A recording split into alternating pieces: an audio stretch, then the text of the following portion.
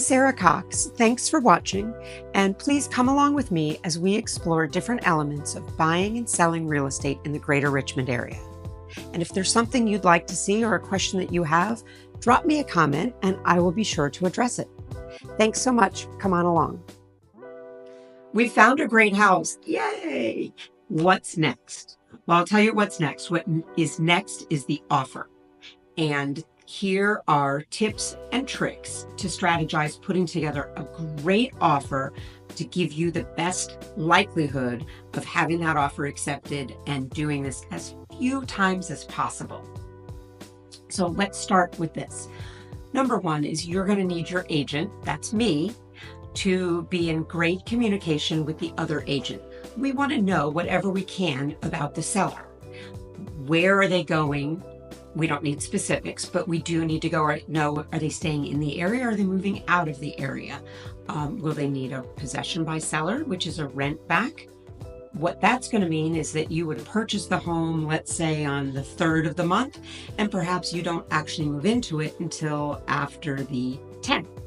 That gives the seller time to move out, get things clean, and move forward again and prepare it for you. We need to know things like that. We want to know what is most important to the seller so that that's what we can provide to them in your purchase agreement. So starting with that, the purchase agreement outlines XYZ is going to purchase 123 Banana Street in the amount of X number of dollars. It's going to outline how it's financed and what's going to happen along the way. In the Richmond market, our purchase agreement outlines everything in advance. So we do not renegotiate, say, the price after we do the inspection. The purchase agreement literally outlines all the different elements. What you're going to purchase it for, how you're going to purchase it, what are the contingencies, when are you going to do the inspection. All of that is outlined in advance, and a calendar and a timeline is provided to you. Once we have a draft of that purchase agreement, we're going to present that to the listing side that will present it to the seller. Again, the purchase agreement is going to include a deadline. Your offer is going to be good for a certain number of hours or days, depending on the scenario that is best for you. I'm going to tell you that's going to be a very stressful time. That's going to be one of the 3 most stressful times in the transaction, is waiting to see what is the seller going to say. Let's think about too, what are some of the things that can make your offer very attractive? Sometimes it's closing quickly. Sometimes it's financing contingencies. Sometimes it's both. Some sellers will want a rent back. Sometimes the house has been on the market for a couple of days and just an offer is fabulous for the seller.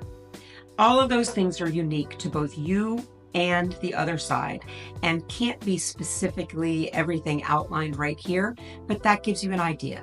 Someone professional like myself will help guide you through the nuances and explain to you the different options that will make your offer the most competitive in order to stand out and have it be accepted in this marketplace. Another thing to know about our offers in this area is that there are 3 out-of-pocket expenses that you will have during the process. Out-of-pocket expense number 1 is the EMD, or earnest money. That is the money that is due once a contract is accepted and all the terms are agreed upon by both sides. The earnest money comes to a brokerage or a closing agent, and it is generally due within 4 days of an offer being accepted.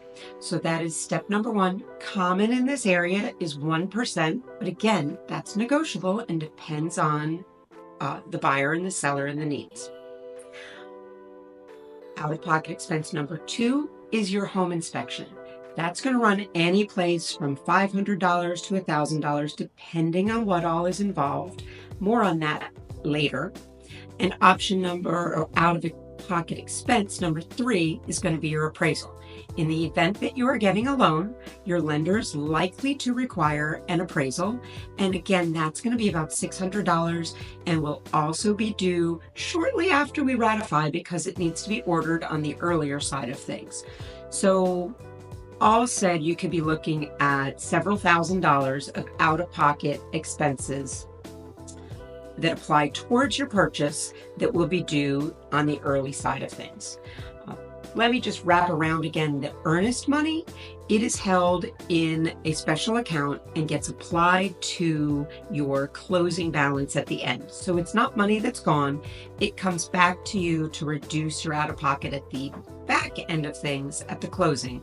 But it is that money that you say, I like this house so much, I'm willing to put this many dollars up for it.